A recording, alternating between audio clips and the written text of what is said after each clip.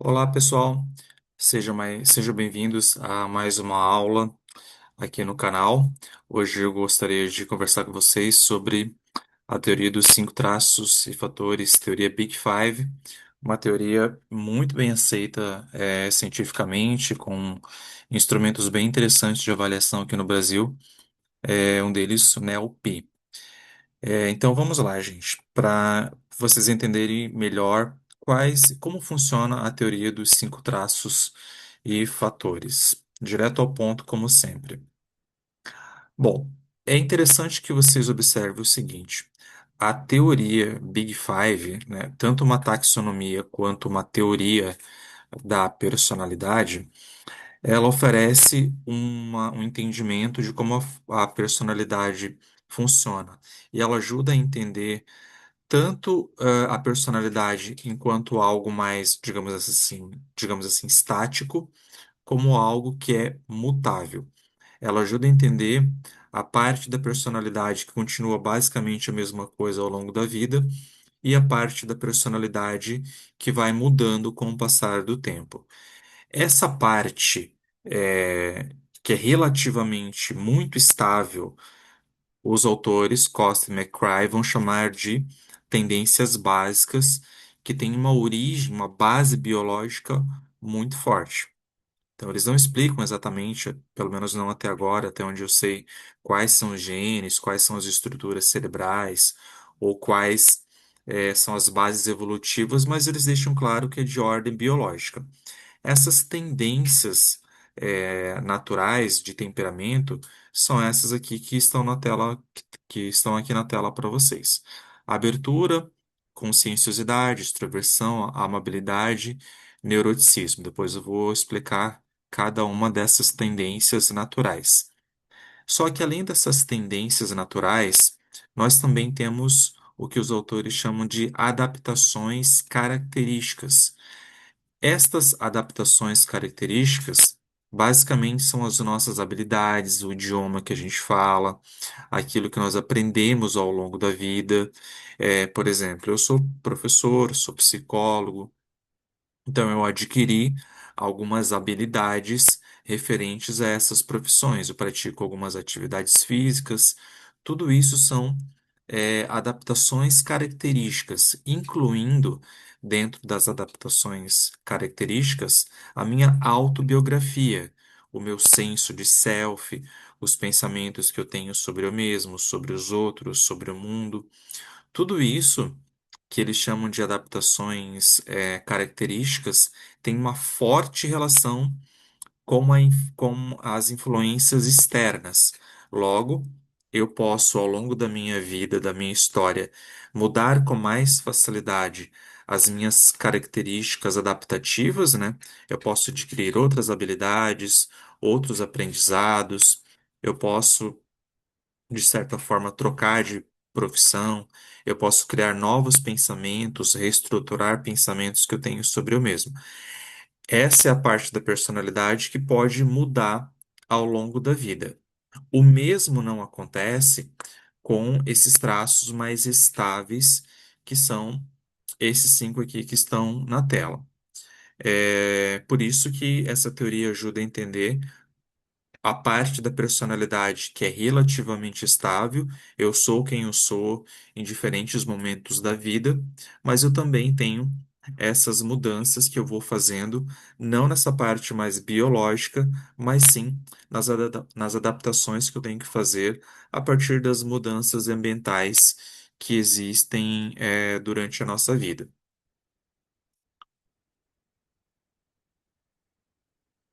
A maioria, vou dar um exemplo, pessoal aqui para vocês. Eu sou professor universitário, e tenho ali, por exemplo, um traço mais forte de conscienciosidade. Depois eu vou explicar para vocês como eu disse.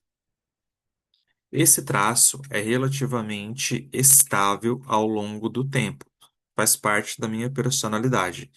E eu utilizo muito isso como professor, como psicólogo,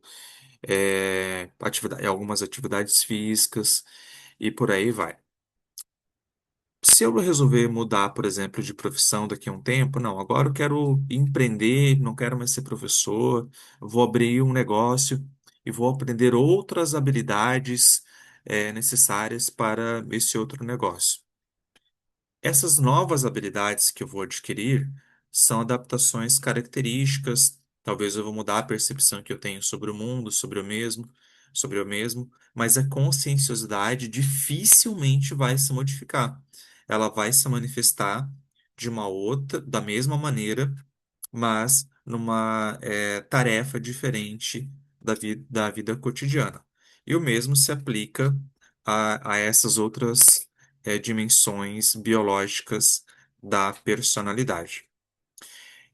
Uma pessoa, por exemplo, que é altamente extrovertida. A extroversão basicamente é a mesma, mas uma pessoa pode ser altamente extrovertida dando aula e outra pode ser altamente extrovertida sendo vendedora. Os traços biológicos são os mesmos, mas a maneira que isso se manifesta depende das adaptações características que cada indivíduo vai construindo ao longo da vida. Então, retornando um pouco. Todas as pessoas, de modo geral, têm um pouco de cada coisa, só que, eventualmente, alguns traços se sobressaem mais do que os outros na maioria de nós. O problema costuma, acontecer quando as pessoas têm traços muito extremos de um ou de mais desses fatores aqui. Ok? Depois tem a referência que eu estou utilizando, a principal referência. Vocês podem olhar essa parte mais teórica com calma. Bom, mas vamos aqui então aos 5 fatores de personalidade. É interessante também vocês saberem que dentro de cada um desses 5 fatores existem facetas. Quando você é submetido, por exemplo, a um teste NELP, existe uma versão curta, que basicamente avalia somente os 5 grandes fatores, e existe uma versão longa que, além dos 5 grandes fatores, avalia todas as facetas dentro de cada fator. Portanto, vejam só, de modo geral, a abertura à experiência diz o quê? É uma atividade, pessoas que têm, né, uma atividade proativa e apreciação das experiências. Define a tolerância à expressão do que não é familiar, caracterizada pela curiosidade exploradora, sensibilidade estética e preferência pela variedade. Uma pessoa que tem um fator alto de abertura à experiência, é essa pessoa com essas características aqui. Gosta do que não é familiar, gosta de explorar, gosta de estética, variedade e por aí vai. Dentro da experiência abertura, existem essas facetas aqui do lado direito. Imaginativo, criativo, original, prefere variedade, curioso, liberal. Obviamente, existem ali os contrários, né? Quando você não é muito imaginativo, você é prático. Quando você é criativo, quando você tem um alto fator de criatividade, você tem um baixo fator de não criatividade. Quando você, ali embaixo, é muito liberal, significa que teu fator de conservadorismo é baixo, e assim por diante. É interessante também vocês saberem que não tem bom ou ruim por si só, depende muito do contexto, né? Do como isso se manifesta. E é importante também o seguinte, gente: o fato de você, supondo que alguém seja submetido ali ao teste NLP ou qualquer outro tipo de avaliação, o fato de você ter um fator de abertura geral alto não significa que você tenha todas as facetas dentro do fator alto. O contrário também é verdadeiro. Por exemplo, vou me usar como exemplo aqui. O meu fator de de abertura à experiência, no geral, ele é baixo. E a maioria das facetas são baixas. Só que tem um deles aqui que é bastante alto, que é a curiosidade. Então, no geral, eu não tenho muita abertura à experiência, exceto pela curiosidade, basicamente a curiosidade intelectual, teórica, um pouquinho de imaginação também, mas, por exemplo, é, estética e coisas do tipo não é muito minha praia. Certo, gente? Então, um fator da uma tendência básica, abertura à experiência. O fator de conscienciosidade diz respeito a pessoas com alto grau de organização, muita autodisciplina, persistência. As pessoas que têm um alto grau de conscienciosidade comparam indivíduos confiáveis e obstinados no comportamento dirigido para objetivos com aqueles que são apáticos ou descuidados. No geral, são pessoas muito confiáveis, que se dedicam muito a determinada tarefa. E aqui do lado direito estão todas as facetas que fazem parte da conscienciosidade. Então, consciencioso, que é justamente essa parte mais prática de ter uma consciência do que deve ser feito e até os últimos despender muitos recursos para conseguir aquilo que é um objetivo, muito responsável pelas coisas, né? Muito ético, muito comprometido. Se você tem uma faceta alta de conscienciosidade, você tem uma faceta muito baixa de negligência. Conscienciosidade é o oposto de negligência, né? Você é muito cuidadoso. É, Outra faceta, trabalhador, diferente daquilo que a teoria chama de preguiçoso, um termo um pouco complicado de usar, né? Mas é o que a literatura, é o termo que a literatura aponta. E assim por diante, né? Outra faceta, muito bem organizado, pontual, ambicioso, perseverante. Quanto mais altos são esses fatores dentro da conscienciosidade, mais baixos são esses fatores do lado esquerdo.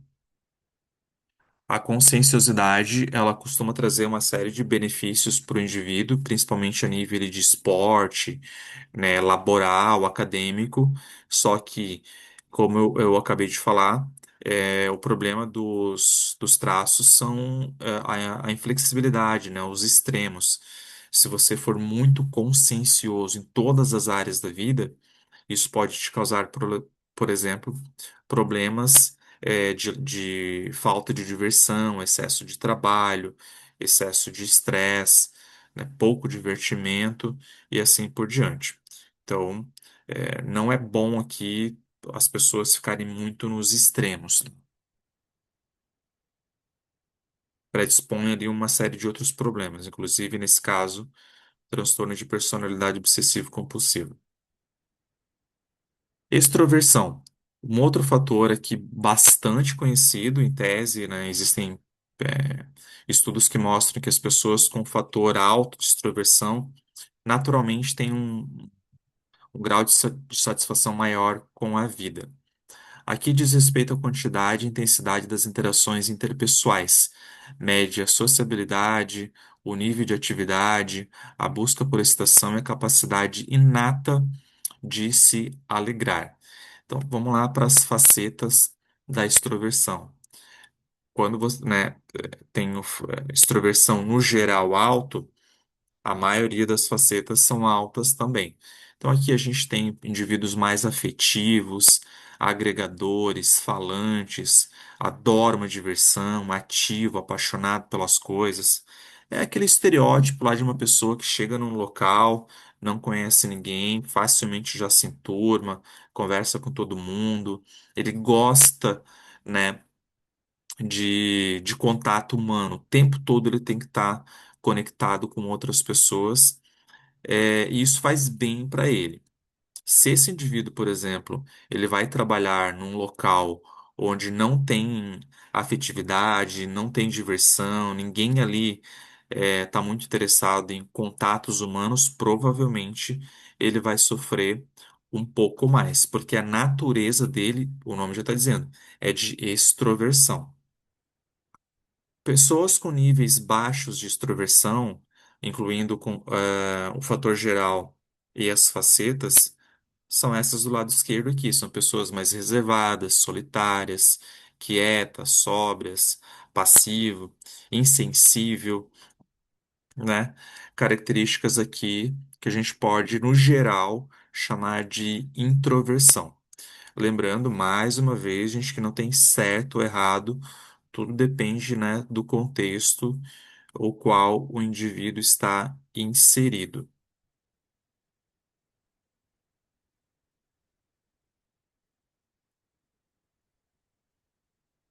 Quarto fator, amabilidade, é predisposição a sensibilizar-se pela situação dos outros e colocar-se no lugar deles.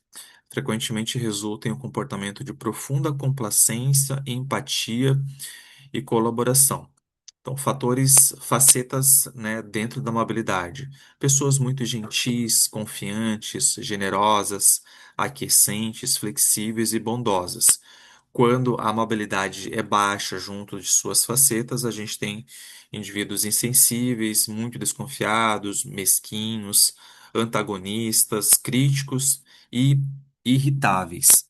A amabilidade é um fator, como todos os outros, merece uma atenção, porque, por exemplo, quando um indivíduo ele tem um fator alto de amabilidade, ele pode acabar se doando muito para os outros e aumentar as chances, por exemplo, do que na terapia do esquema a gente chama de esquemas de autossacrifício.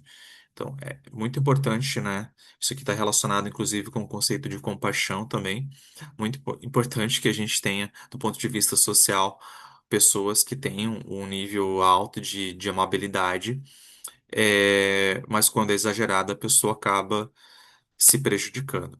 E um outro ponto aqui também importante, gente, particularmente para quem trabalha com terapia, é o seguinte: muitas vezes você vai ser gentil, confiante, generoso, aquiescente, flexível, bondoso e tal, basicamente porque você sabe que isso é o certo a ser feito, é uma condição ética e moral que você decide fazer. Nem sempre, quando você não tem um grau alto de amabilidade, você não necessariamente vai se sensibilizar com as coisas facilmente, né? Mas digamos que você é um terapeuta e você tem um grau de amabilidade baixo. Não é culpa sua. Ponto. Lembre-se que esses cinco fatores têm uma base biológica. Você não escolheu ter um fator baixo de amabilidade, mas isso não significa que você não possa demonstrar comportamentos gentis, confiantes, generosos. É, acho que ajuda a entender isso o conceito de compaixão, acabei de citar também. Compaixão, ele é um conceito bastante interessante, né, da terapia focada na compaixão. Ele não é uma única emoção, ele é um conjunto de habilidades e muitas vezes você tem que agir de modo compassivo, não necessariamente pelo que tu sente, mas por aquilo que você acha certo a ser feito.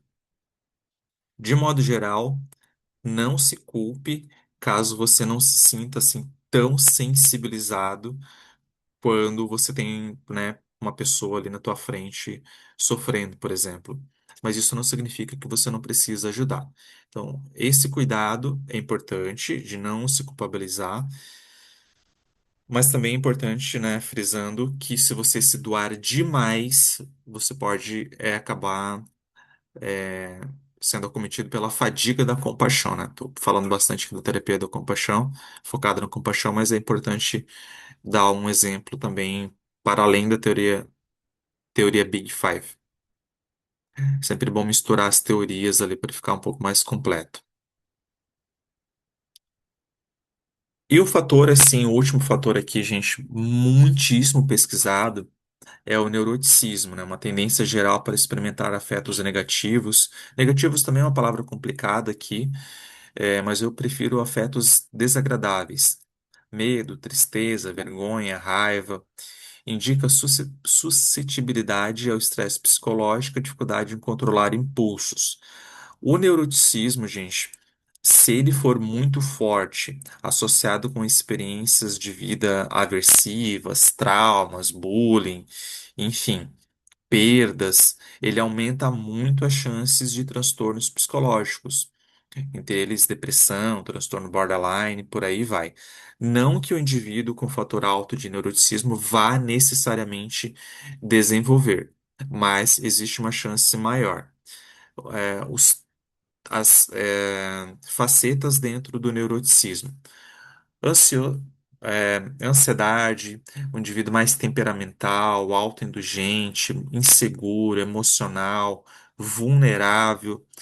E o contrário, o indivíduos calmos, equilibrados, satisfeitos consigo mesmos, tranquilos, não muito emocionais e mais resistentes. Bom, gente, o objetivo aqui não é tanto estar discutindo nos pormenores cada um desses fatores, mas eu vou dar algumas dicas, já estou implicitamente aqui, mesmo sem ter planejado isso, dando algumas dicas, tá? Se você tem um paciente, se você que está ouvindo isso aqui tem um fator, por exemplo, de neuroticismo alto, vou repetir, não é culpa sua. Ele pode, inclusive, salvar a tua vida, em determinadas situações. Por isso que ele não é bom ou ruim por si só. Tanto o neuroticismo quanto os outros quatro fatores, eles são importantes que você identifique em você mesmo ou no paciente, para você basicamente adaptar a sua vida, para que você consiga é, decidir algumas coisas com base naquilo que é mais natural, com aquilo que tem mais a ver com a tua personalidade. Por quê? Vamos repetir. Esses cinco fatores aqui, eles são de base biológica, eles não vão mudar. A não ser que você sofra uma lesão cerebral, espero que isso não aconteça, alguma coisa muito grave. O que você vai mudar na tua personalidade, começo da aula, são as adaptações características, que são bastante influenciadas pelo contexto, pelo meio externo.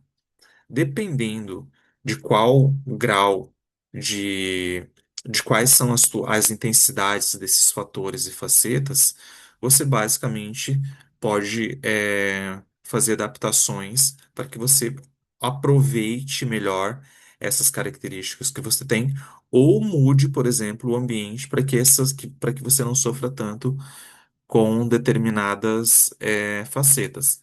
Por exemplo, se você tem um fator alto de neuroticismo, naturalmente você vai ter uma propensão maior a sentir afetos desagradáveis. Se você, por exemplo, trabalha num ambiente extremamente estressante, talvez você tenha que procurar um trabalho diferente. A tua personalidade não vai mudar. Essa parte das tendências biológicas. Você sempre vai ter uma tendência maior a lidar de uma forma mais desagradável. Então, vamos imaginar assim: o indivíduo com alto fator de neuroticismo, de extroversão, e um outro indivíduo com alto fator de neuroticismo. Os dois trabalham exatamente no mesmo lugar estressante. Um leva mais numa boa e o outro não. Às vezes, o que explica isso são os fatores de personalidade. Talvez o cara que tem um fator de extroversão, nesse exemplo que eu estou falando, ele sai lá com o pessoal do trabalho, vai para um happy hour depois e sai, passa o resto da noite bem. Enquanto a pessoa que tem neuroticismo vai remoendo o estresse e já vai se preocupando com coisas pro dia seguinte. Em resumo, nesse exemplo, talvez abandonar o trabalho e procurar um outro, se possível. Lógico que nem sempre é possível. Talvez seja melhor para alguém que tem um neuroticismo alto. Ou, se uma pessoa com extroversão trabalha, por exemplo, isolado, não tem como ele ficar feliz. Talvez ele tenha que procurar um trabalho com mais contato humano. Ok, gente? Em resumo, quanto mais você entender esses fatores de personalidade e adaptar a sua vida, a esses fatores, a qualidade geral de vida costuma ser melhor, incluindo trabalho, escolha de cursos, escolhas de relacionamentos amorosos, amizades e assim por diante. Ok?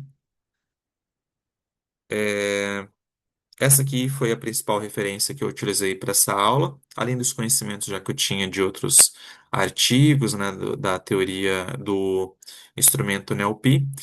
Espero que vocês tenham gostado da aula, bastante introdutória.